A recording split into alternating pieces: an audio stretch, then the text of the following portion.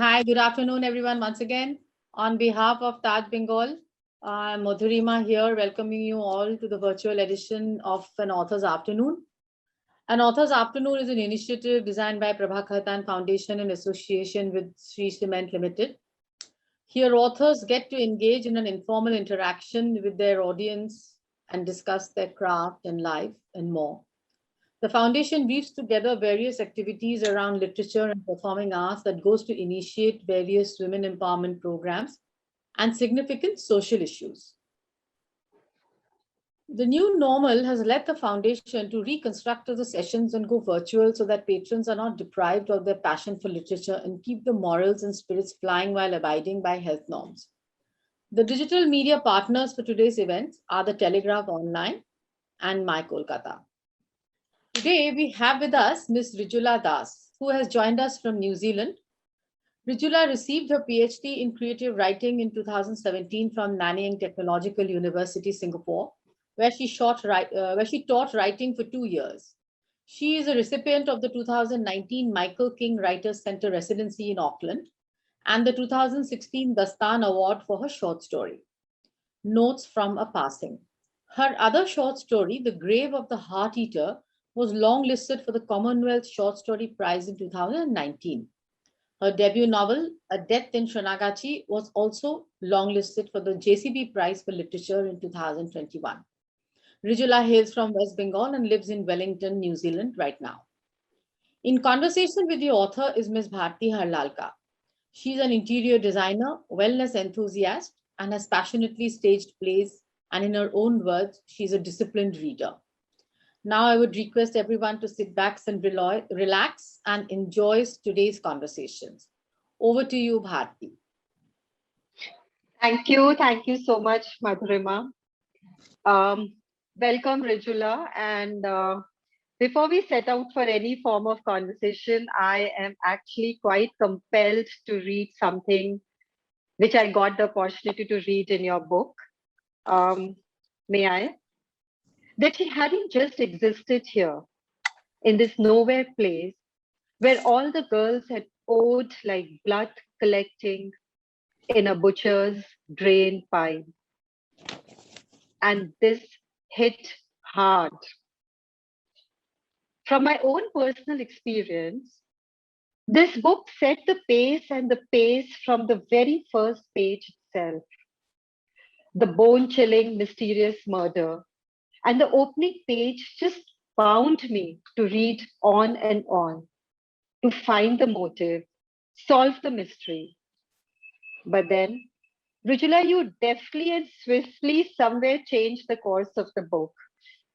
You forced me to step up with my mental comfort and make me navigate the pages to face every reality that exists down there, be it Shonagachi or be it any brothel all over the globe.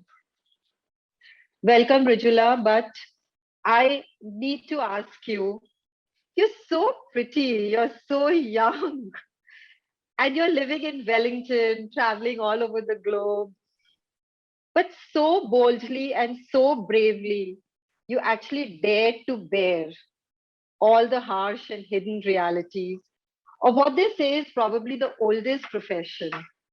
So what got you to pick up the pen and write about something which, to a normal person would appear like a very predictable story of a prostitute? Well, thank you so much, Bharti. I know that I'm gonna love this conversation, just from the interaction that we've had, and I just love that you started off with this question. I think it is because it is such a predictable story. It has been narrated so many times in our collective imagination. Bollywood has been a very big proponent of this story. We've heard it over and over again. That I felt that we weren't telling the right story. We were always telling the story that we could see, or we expected to see, from where we were in our middle class lives, with its with its confinement and with its expectations, we were telling that story, but I didn't think that we were necessarily telling the real story. And the basis of the book is, my research, my PhD research, is a cultural study of sexual violence, based rapes in India, and public space. So how we understand sexual violence against women, and how public space plays a part in it, in terms of a cultural lens. So all these things we hear about, that is a bad part of town, you should not be out outside 9 p.m. Men are allowed to congregate without reason, have adda, sit down, talk, look at people. Groups of women, unless they're of a certain age and in a respectable middle class neighborhood with women their age, are not allowed to, and the higher up you go in class as well, women are less and less allowed to use public space. So I've been very interested in public space, especially in Kolkata, especially in India, but specifically in Kolkata. So the research kind of came about trying to understand that, but the book came about thinking what happens when you have crossed that Dehliz already. So our middle class women like me have a lot of rules that we grow up with. You can't do this, you can't do that, you can't go there. And in some ways, the women who live in Chonagachi, people who live in Chonagachi, have already crossed that Dehliz, that the Lakshman Rekha that we find so hard to breach. So I wanted to see what it was like to talk from the other side of that Lakshman Rekha. And the interesting thing is that there's always more boundaries to cross. Like, just because you're standing on the one side, it doesn't mean that there are no boundaries. So I want to say that it came from there, and it always felt like not the right story to tell, because as soon as you start, like you said, the predictable story about we have certain expectations that this is going to be tragic, this is going to be a lot of sadness, this is going to be a lot of tears. And yes, that exists, but also it is a human life, and there is no human life that is entirely tragic and entirely full of misery. So people who live there have quarrels, they have children, they have friendships, they make jokes, they go to buy tea and sugar in the neighborhood shops just like we do. So and I thought that was also an important story to tell, maybe not as exciting, but it was an important story to tell, that sometimes as bad as life seems, it's still normal. Sometimes it becomes normal. Even horrible lives are also normal. Yeah, Yes. absolutely. And Rijula, you gave 6 years. You gave 6 years of research. You gave 6 years to write it, and to rewrite it, and you've kind of amalgamated multiple characters.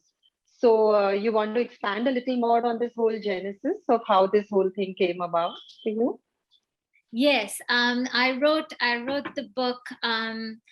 First, I just, sometimes you just write a book and you don't know where it's going. It's telling a story to yourself. I did that. I did not think it was a very good book. I had absolutely no hopes for it. And then somehow, like out of desperation, I kind of reached out to an agent who represented it, and then he sold it, and I was like still not convinced that it was a good book even though Picador had bought it. So I then said, I can't, I don't want this book to come out and my name to be on it. I have to work on it. So my editor was extremely patient with me while I rewrote the book. So the first version that my editor bought was called Other Town, because it was to me the other town. And this is the same characters, but a completely different story from chapter 3 onwards. So I wouldn't recommend this to writers out there. Don't change your book after you sell it, because you kind of, it becomes how absolutely modest you are, Rijula, and you're so wrong. Trust me, I actually have my next note on this only. That honestly, for a debutant, I thought you showed extreme restraint when you were writing the book. I mean, there was so much of maturity in your narration, especially because if you see most of us who are as women, when we are reading it, it just kind of, nudges us in spots where we don't need to be nudged. But every time you would like, step into a scene of like, say, a gory murder, or, if you're trying to show the pibs, when they're like out with their talons and fangs, or even if you're talking about that cannibalistic Maharaj, somewhere I feel that just when we think, oh my God, the next few pages, what do we do? You refrain, you actually step back.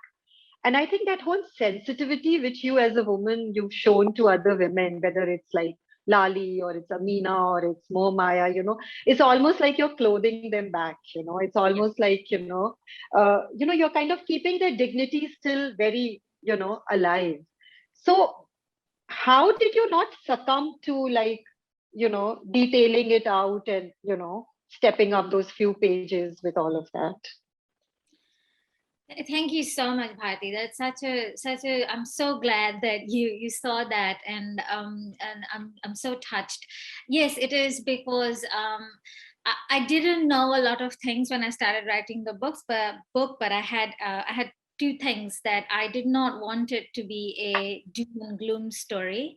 I wanted the humor to be there. It was very important that the book have laughter in it, because from what I've scene of life in Shonagachi, there is laughter in it, and I wanted to bring that to the heart of the book, because I think that's an important thing to remember, for me to remember. And the other thing, that I did not want to write a book that that pandered to our expectations of of poverty and violence and expectations, because I think that has been done very often, that we've that's the only narrative that we keep getting, but at the end of, like, at what point do we say, it's all very well to say, oh, this is realistic, but at what point do we say reality, and what point do we say enough? We know what's happening. We know it all. Like, I don't want to be standing there with the camera recording, because I think that camera has recorded enough, and it has recorded enough. And I'll just like in the book, and you will have like picked that up, like there is very many different stories that Lali says about who she is. She constantly her past. Yes, the past. And I did not put it in the book, but I'm working on the US edition, the world edition. So it's like, this is my 8th year of actually working on the book. eight years, this is the 8th year. And I just actually put that in the book this time, because I thought that it needed that context. Is that like, when people sell their bodies to make a living, there's very little that remains. And two of the things that I've seen people hold on to is their names and their stories, and those two are the only two sort of unconquered countries, and in a way, what I was doing by not giving into that the spectacle of that violence was preserving like that dignity, in the same way that you preserve a story and a name, because nobody has rights to those. And we know we can feel the shape of it. There's nothing to be gained by exposing what we know in our bones is true. It's more powerful when we don't.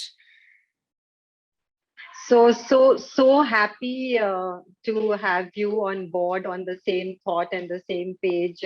Rijula, I'm going to move on to the descriptions of the book, because that's again something which you've like highlighted so beautifully. And, I don't think Park Street is going to remain the same for any of us again. And, like Park Hotel or the College Street, even small things like, the pavement where these booksellers are going to come with their secondhand books.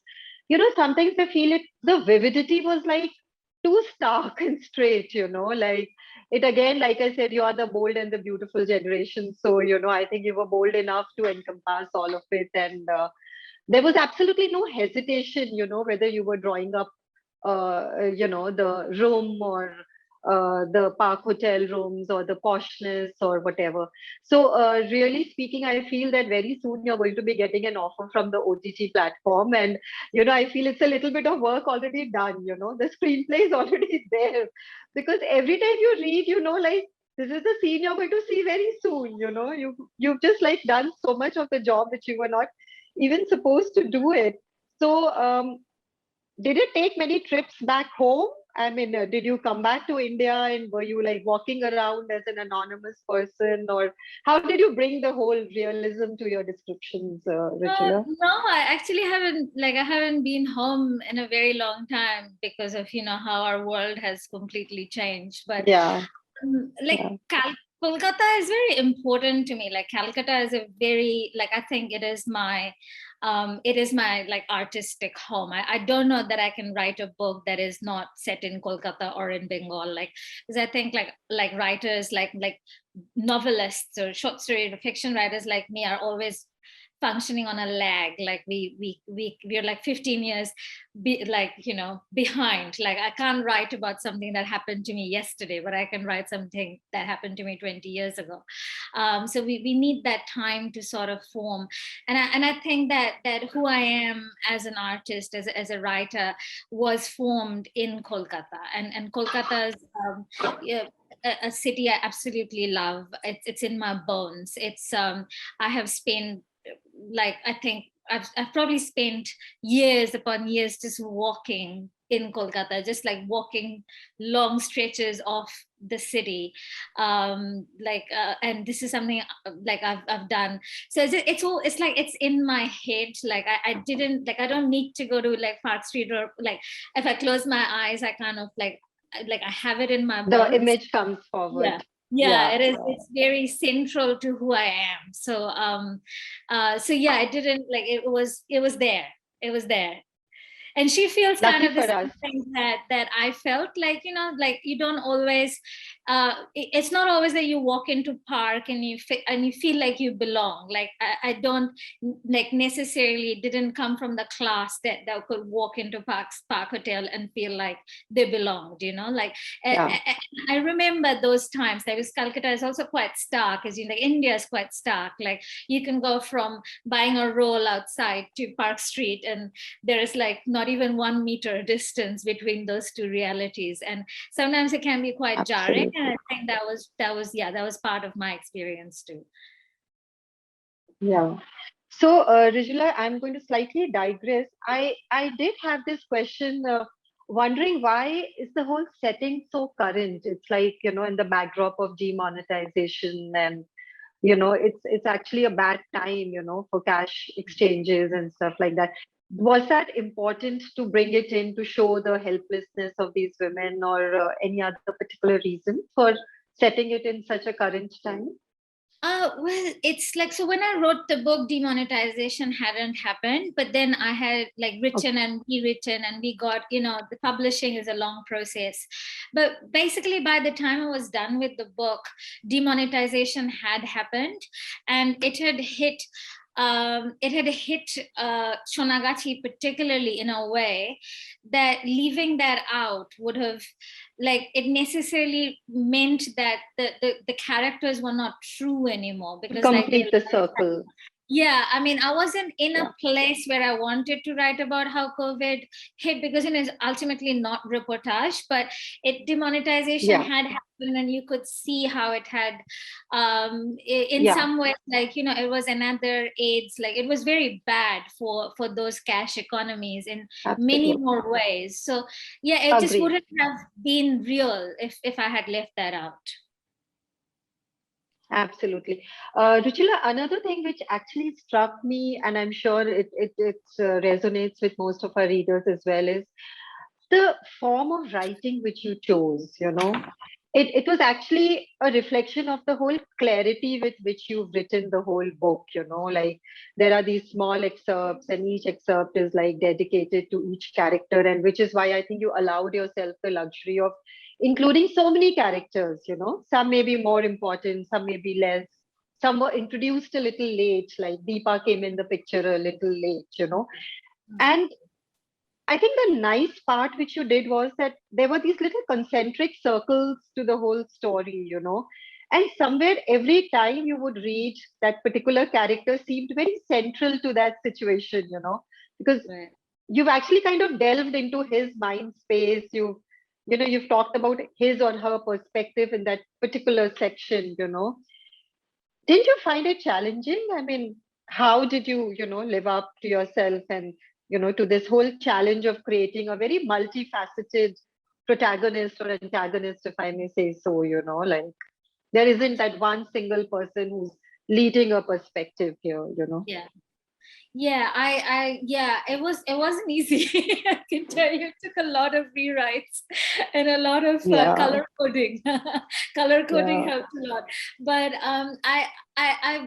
I knew that I couldn't talk about Calcutta and Shonagachi in a one-person narrative, because I think that's not who we are. Like, in a way, like Kolkata's, like Indian cities, especially Kolkata, my experience of it, it's very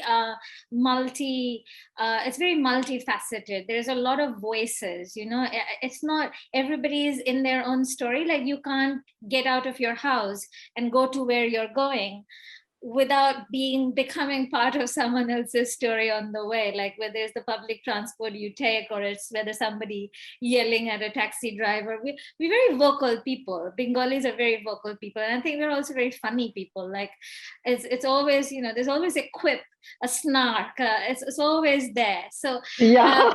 it's always there. Like, we're very, and we kind of riff off each other. Like, you'll say something and I'll say something, and it's like in our DNA, it's in our culture.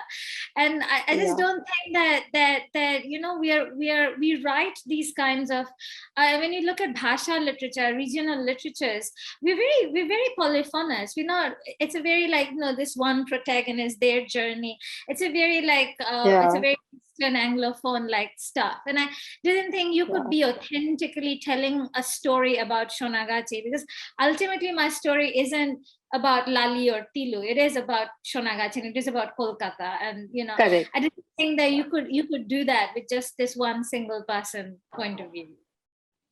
Yeah, but again, Rijula, I must compliment you, because I think you again steered away completely from bringing in your perspective.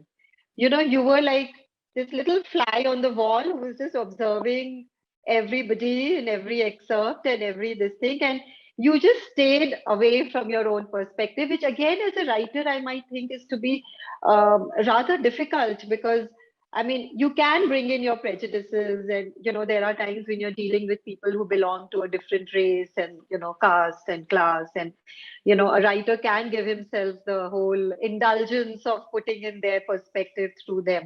But you have actually completely steered away from it. So again, how did this discipline come into your writing?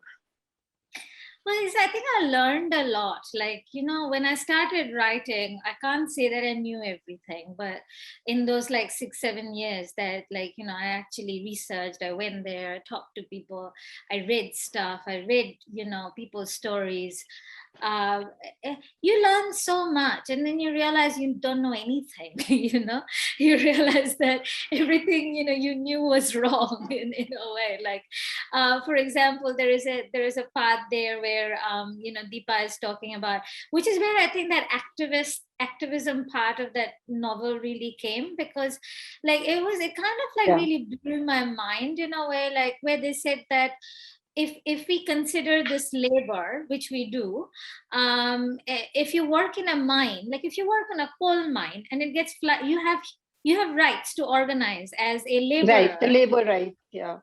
In the worst kind of working condition to better your life. So how come this is one job in the whole world where you have to leave it? You cannot better your conditions. You can't, like, nobody's saying, oh, people die during coal mining, stop coal mining. Like, we haven't said that, We say, okay, better the conditions of miming then, like, you know. So, and that was completely eye-opening to me, because I hadn't ever thought of it from that perspective, you know. We're very much, I'm also very much a product of my class culture education, and you don't think of it this way till you actually are confronted with that, and then you realize that your point of view, like, it's not important because it's not your story, and, like, you know, it's not my story. So I stayed away from it because I am not important in that story. That's not my story. So yeah, you know. Totally, yeah. Rijula, I'm going to hold our thought on Deepa and Malini for a bit. But before that, I also want to see that there has been a very soft treatment, a very empathetic treatment towards the so-called antagonist in this book. I mean, there are so many of them. I mean, you know, like, you've been very fair and very dispassionate about them. You've kind of, you know, embraced them, you know, with the black and the white. Actually, they're not black and white. They're more like the brownie puddles, you know, because a little splash into the reading and it all comes onto you, you know. What is on their mind is just coming out very straight. So just to elicit with a few examples, like what I thought was very sweet actually was about this cop Shabsher Singh, you know. I mean, he's everything that a cop should be. He's greedy, he takes bribes, he's callous, he's indifferent. But when it comes to his family, I mean, look at him. He's like such a good husband, you know. He's so soft and he's letting the whole matriarchal thing of his mother reign as well, you know.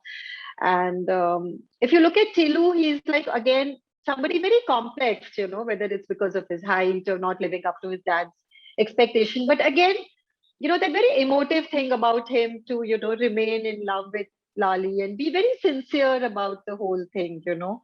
So even like the Babu, you know, the one who kind of tests Lali, and, you know, even he leaves her a little bit of cash, you know.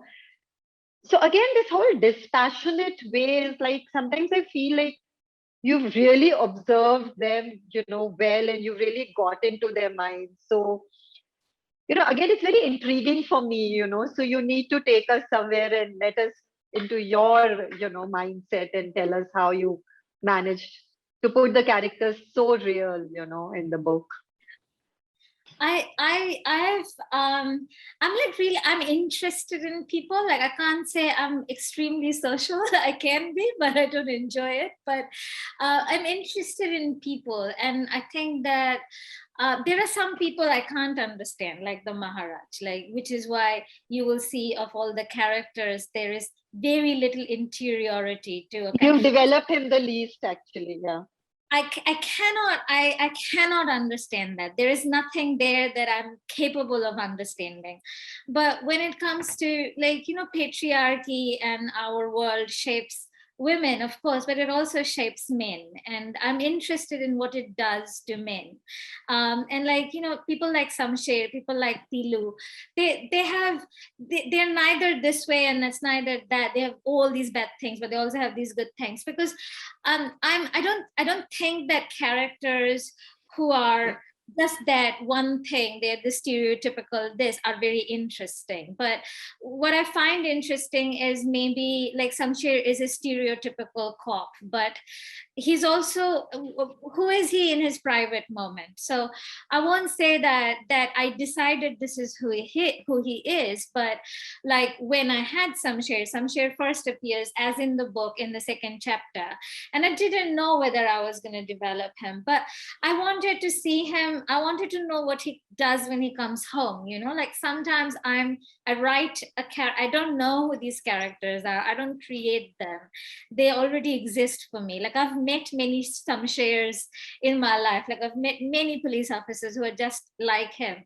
and sometimes I'm writing where I'm having this conversation where I'm saying, what do you do when you come home? Like, and then I can see him, like, all he wants to do is like watch TV, put on some, like, a lot of like powder, like, you know, it's very like this Bengali thing we do when we get home. So, you know, and also the way Sorry. Yeah. No, No, I no, was go saying ahead. also the way he sizes up Deepa and Malini when they come, he's like, you can just imagine that visual that he's just sizing them up in that Yeah, white kurta, and he's yeah, like, yeah, that's not going yeah, to be from a boutique, that's from some yeah, art decor bungalow. I mean, yeah. how Shamsher was that, Yeah, and really?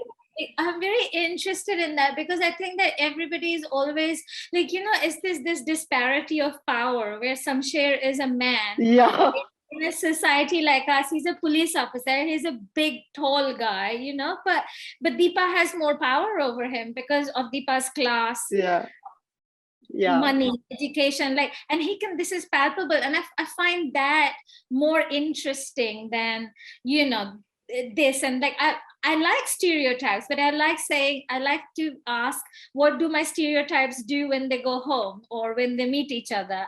Like, I think Yeah. that's where the interest is. That's where your characters become people. Yeah, and Yeah.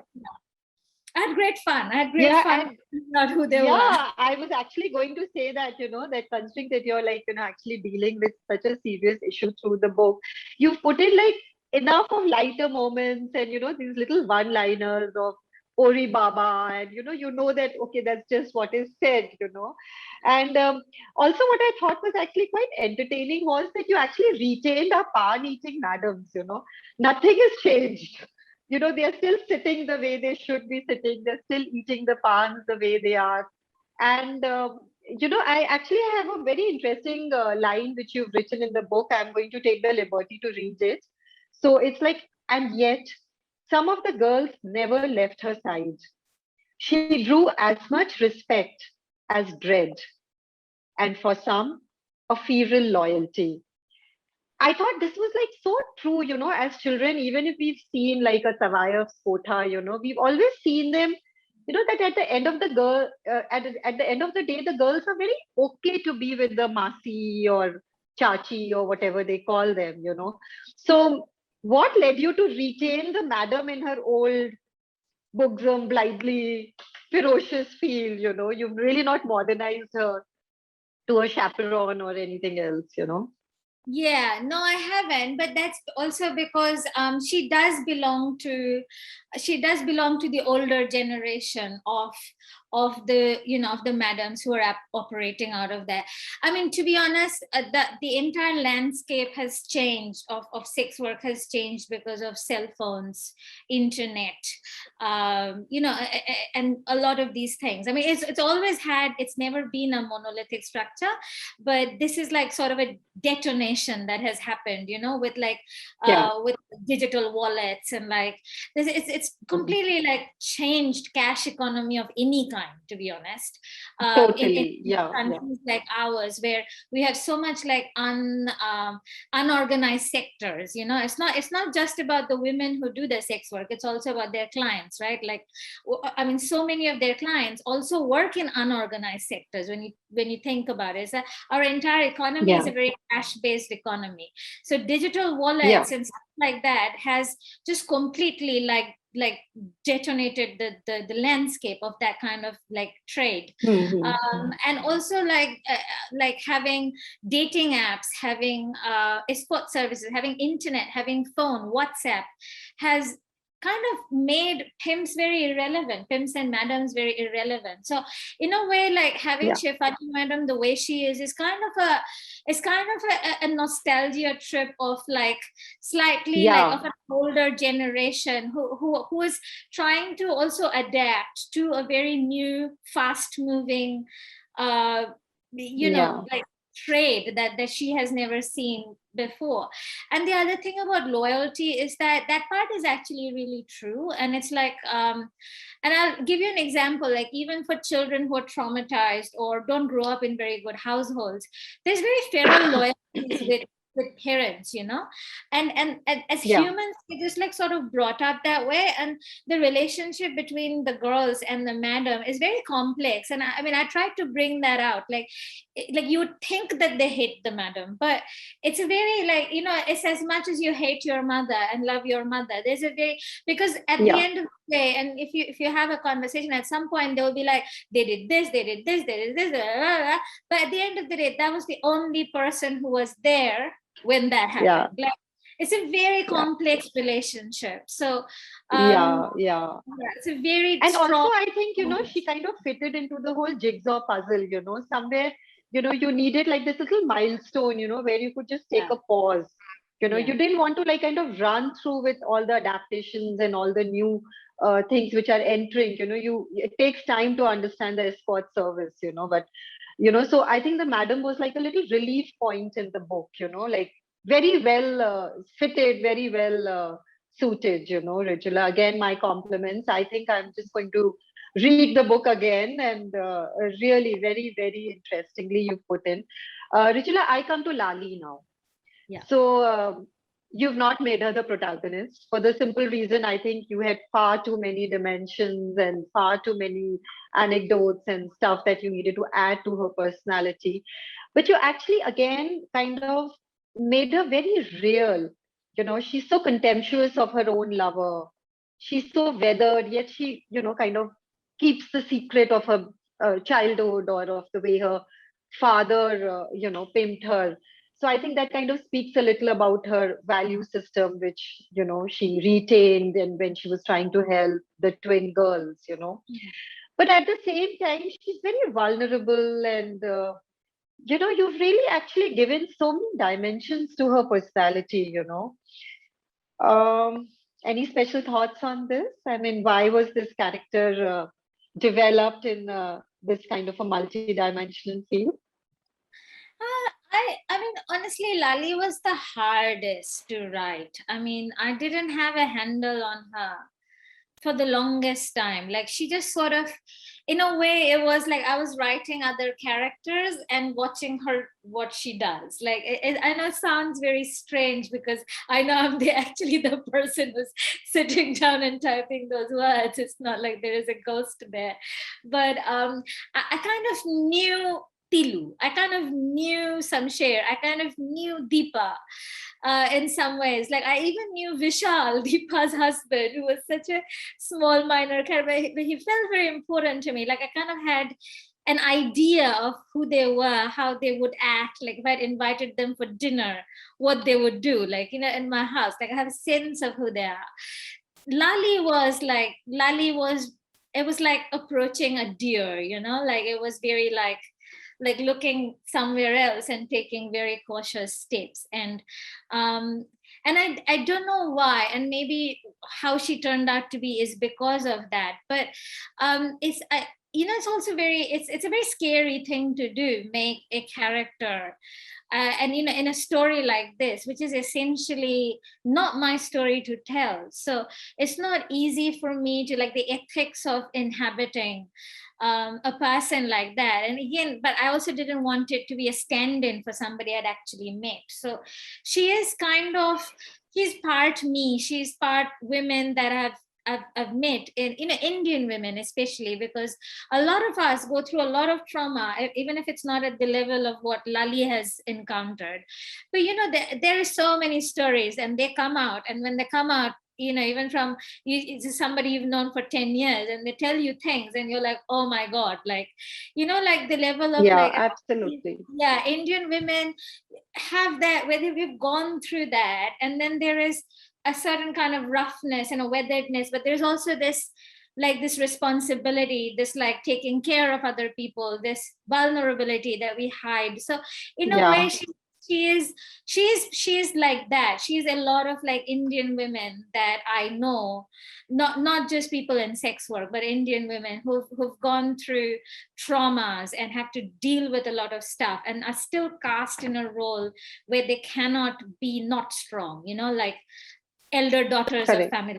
I've seen so many elder daughters Yeah. of families having to bring up their entire families, and that's Yeah. where I Yeah. think she came from. Yeah. Exactly. And that's how you, I think, probably added her brother visiting her, which was, I think, so maternal, the very fact that he was her younger brother. And, she kind of forgave him, Yeah. through the conversation, and, you kind of knew that he was taking advantage of her. And he was like, this time I need 50,000. And she was like, her mind was racing. And she was like, I need to put that money on table, which actually I think led her to the whole, the next part of our mystery and all of that. So So Lali actually could be just anybody on the road, she could be following any profession actually, like you're saying, she needn't really be a sex worker, which is again, it's a way to kind of feel that, women are so much more resilient, they just kind of take so much more in their lives, and they are like, much this thing about it.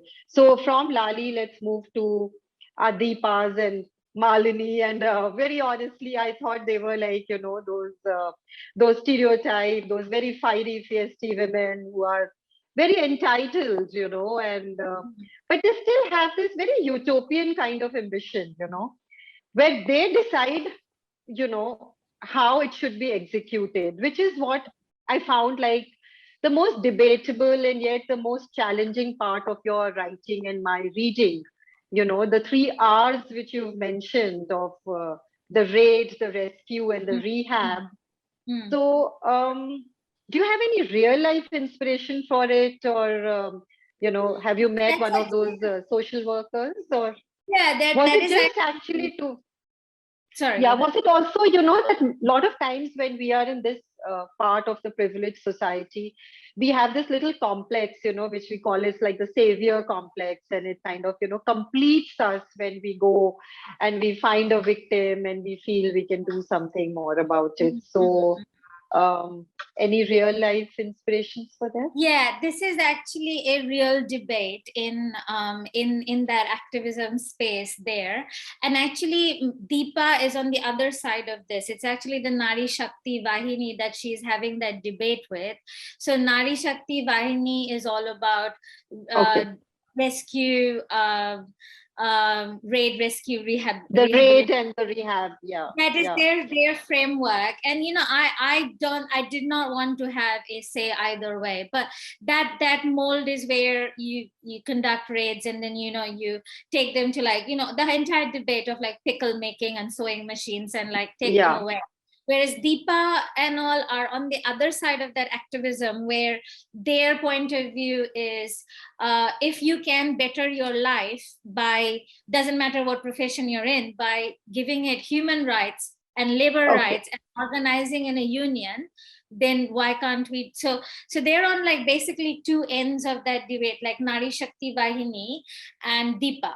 Malini is actually an older sex worker. So instead of becoming Shefali Madam, she has actually moved into this activism space. So there's a lot of older sex workers in Shonagachi who are working in that grassroots. So Deepa very much, even with her, like, she's obviously a different class and, privilege, she kind of aligns herself with the grassroots activists more than the other kind of activists who are, doesn't mean that they don't have a grassroots organization as well. They have also sex workers that they work with, and both groups, to be honest, probably do more than most people do, than we don't. But is it too difficult, two different activism positions on what they believe is going to work, and then there is, which is why there's pros and cons to both sides, but that is an actual debate of where they're coming from. Yeah, so which is why I think Malini was more feisty of the two, and she was very reckless and very bold when she entered the police stations, because she's been there, done it all, so she had nothing more to lose. But I think somewhere in the debate, what actually stayed on with me personally as a reader also was that they all strive to just have that fourth R in their life, which is like respect.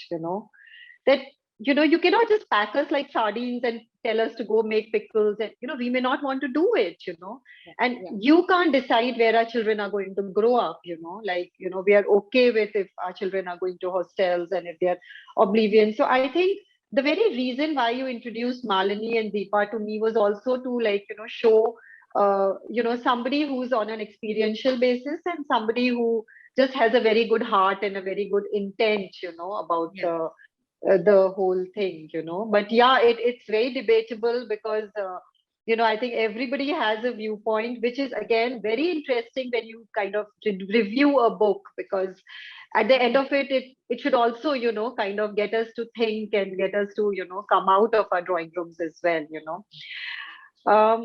something very appealing, and something which I actually wanted to ask you in the beginning, but again I had to kind of control myself, was that you actually began on this very high pitched note of this very electrical murder, where there's acid and there's a glass bottle inside a throat, which actually was like a very visceral image which didn't leave me. And then towards the end, just when you're wrapping up the mystery, and we all know it's the Maharaj and all of that, and you again show Amina being murdered.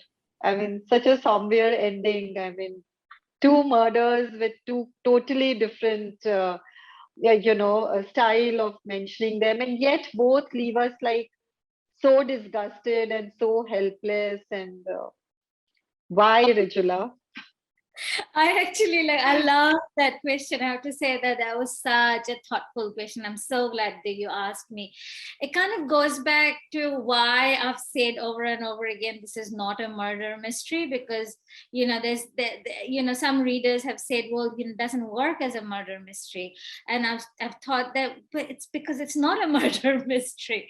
I know that it pretends to be one for like about a little bit, but then it gives up. But it kind of goes back to the title of the book. It's called A Death in Sonagachi. It is about a death and the fallout of that death and what happens in that death, through that death, and the lives that it affects, rather than the mystery of the death. It's not a who done it. We're not going to find out who did it. And in a way, it doesn't matter who did it, because every time somebody says, but I still don't know who killed Mohamaya. I mean, and I think that's a great question. It's because I want people to ask, like last time when they opened a newspaper and they heard about a sex worker getting murdered, did they know who killed that person? Like do we ever know that? Like, just because it's in a book and it's, and it starts in the first chapter, I didn't feel like I had to give a neatness in art that is missing from life. Like, that is the point. And I mean, the point of the whole Death in Sonagachi, the title as well, is to say that a lot of deaths happen, and I know that you as a reader are expecting this to be solved, but somehow we don't expect that to be solved as citizens, and we do let a lot of deaths slip through the crack. And that's why there is this one death that gets all the spotlight because in the first page, and then such a quiet death that almost slips through the crack, and everybody sorts of misses it. Like, even Deepa and Malini are saying, where is Amina? And the only person who actually sees it happen.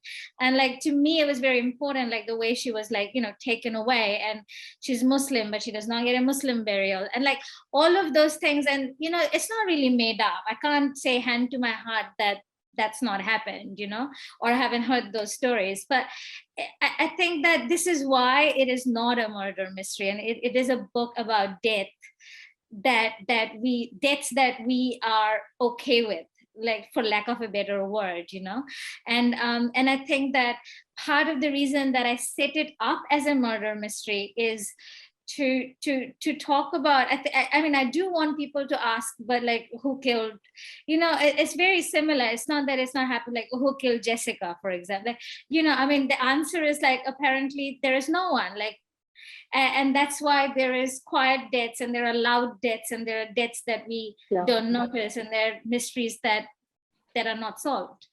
I mean, I know it was brutal, but it was important to kind of talk about, like, in different registers as well, like you picked up. Like, one is so quiet, and she's a quiet character. She's kind of there in the whole book, but she's also like not there. And I think it was very important to have,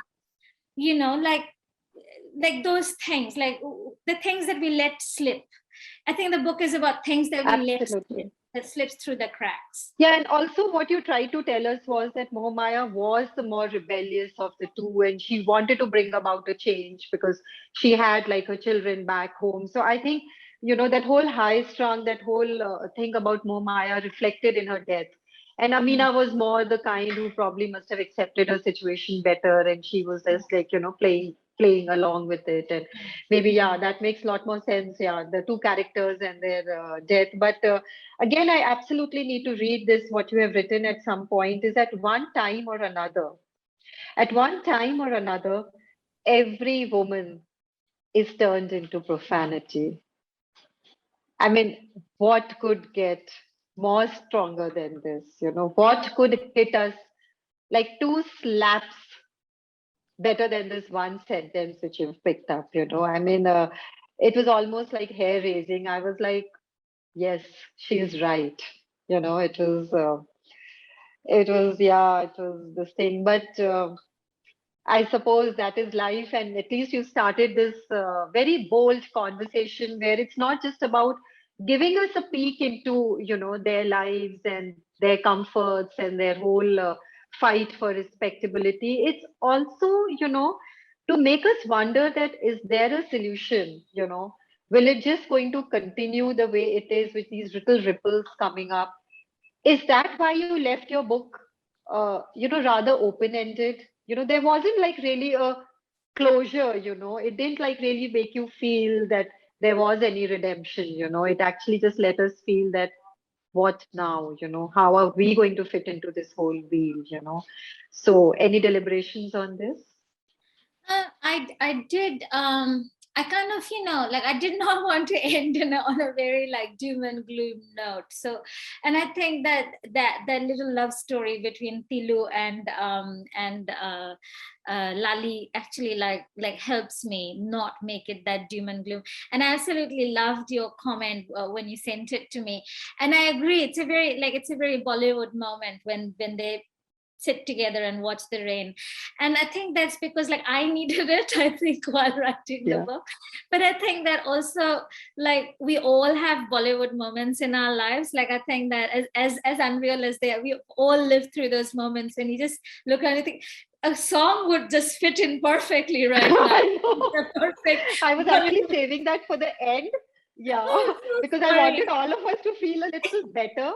So I said, I think I just loved this Bollywood inception which you did about Lali being on his steps just when he's struggling to find her, and then she's wearing his shirt and there are raindrops and she's making tea.